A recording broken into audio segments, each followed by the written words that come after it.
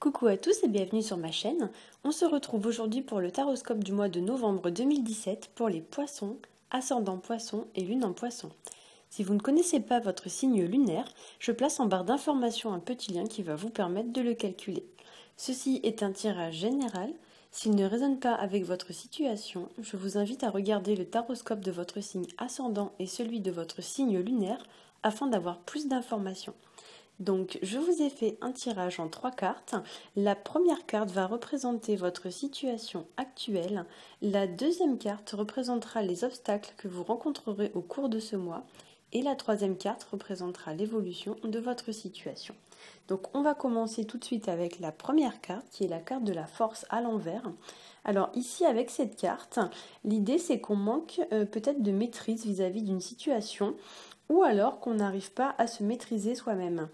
À l'envers, la force, elle peut exprimer par exemple des réactions impulsives, des réactions un petit peu violentes ou incohérentes. Ici, l'idée, c'est qu'on ne prend pas vraiment le temps de réfléchir. Au contraire, on réagit avec impatience et impulsivité. Donc effectivement, on a un peu cette idée d'un certain débordement et l'idée que peut-être la situation nous a échappé. Dans certains cas, cette carte peut aussi représenter la faiblesse, c'est-à-dire qu'on se laisse marcher un petit peu dessus par les autres, ou bien on se sent dominé, écrasé.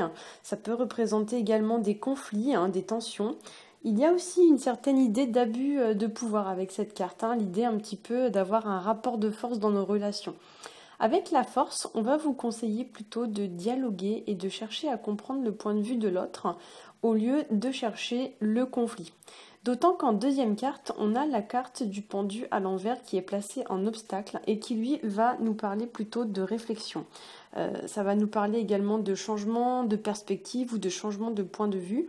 Ça peut parler également de retournement de situation, de passivité, etc. Donc là, ici, on vous demande plutôt de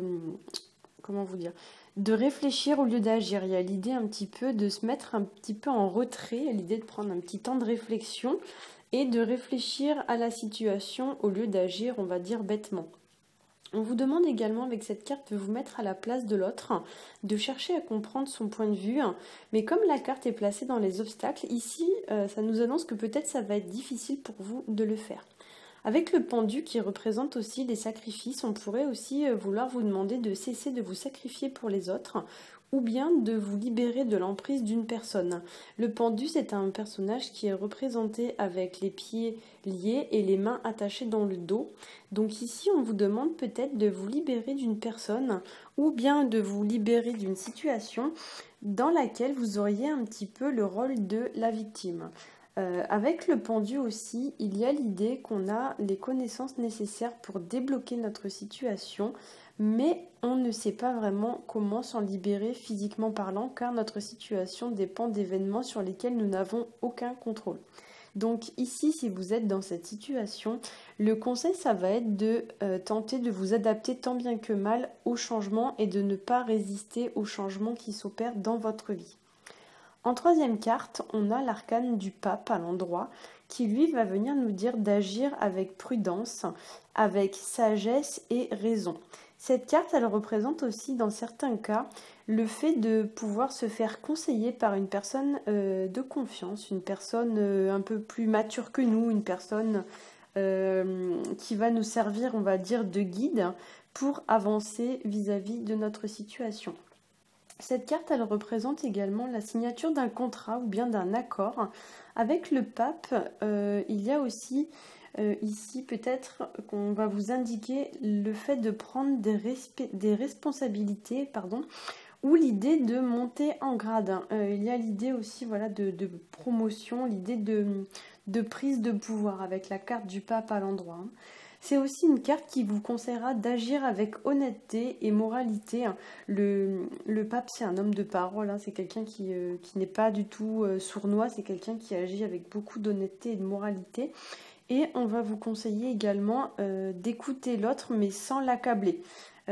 Avec le pape aussi, il y a l'idée d'agir avec maturité et bienveillance, en prenant soin de l'autre, en le ménageant, entre guillemets, en quelque sorte, pour ne pas le blesser. Avec cette carte, on vous conseille aussi de vous fier davantage à votre intuition afin d'y voir plus clair dans votre situation. L'idée, c'est que vous devez agir avec lucidité et clairvoyance afin d'outrepasser cette situation.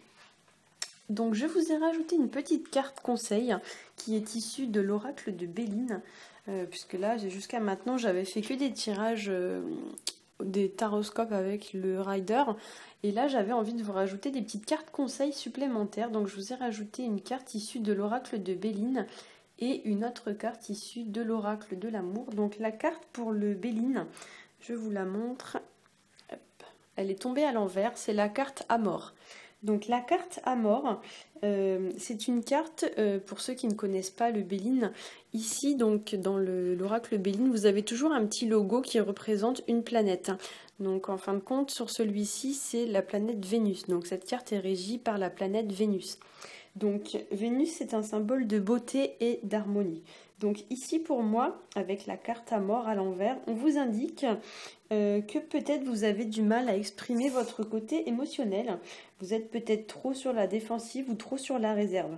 Il y a aussi l'idée avec cette carte que peut-être on garde ses opinions ou ses sentiments pour soi au lieu de les partager ou de les exprimer. Ça peut aussi représenter pour certains d'entre vous une mauvaise ambiance dans votre couple ou sur votre lieu de travail.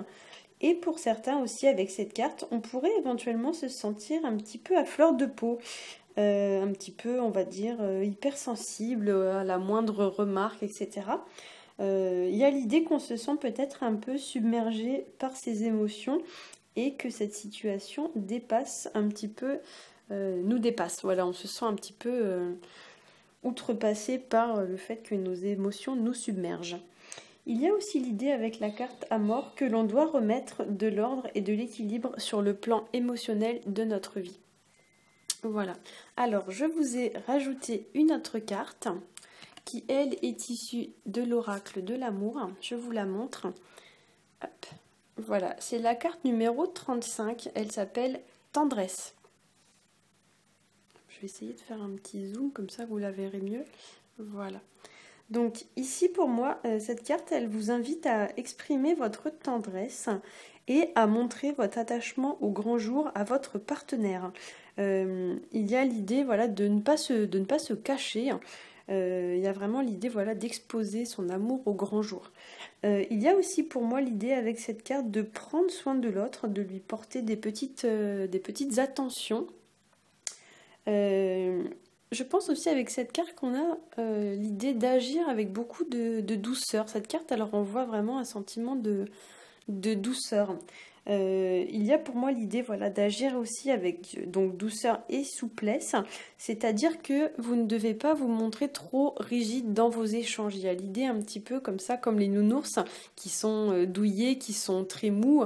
L'idée voilà, d'agir comme ça avec beaucoup de flexibilité, beaucoup de douceur et beaucoup de souplesse. On vous invite aussi avec cette carte à être plus chaleureux dans votre façon de parler, de mettre votre côté féminin en avant. Vous voyez, la carte est vraiment très très rose, il y a beaucoup d'éléments qui font penser à la féminité. Donc pour moi, on vous invite à mettre votre côté féminin en avant et vos qualités féminines en avant, c'est-à-dire à faire preuve de compréhension, de douceur, d'empathie, de générosité. Voilà, il y a l'idée comme ça de se montrer attentionné et tendre envers son partenaire ou envers les personnes de notre entourage. Voilà, j'espère que ce tirage vous aura plu. Si c'est le cas, n'hésitez pas à liker, à vous abonner et à partager. Vous pouvez aussi me faire part de vos retours sur ce tirage en commentaire. Je prendrai un grand plaisir à y répondre. Je vous souhaite un très bon mois de novembre et je vous retrouve en décembre. Bye bye!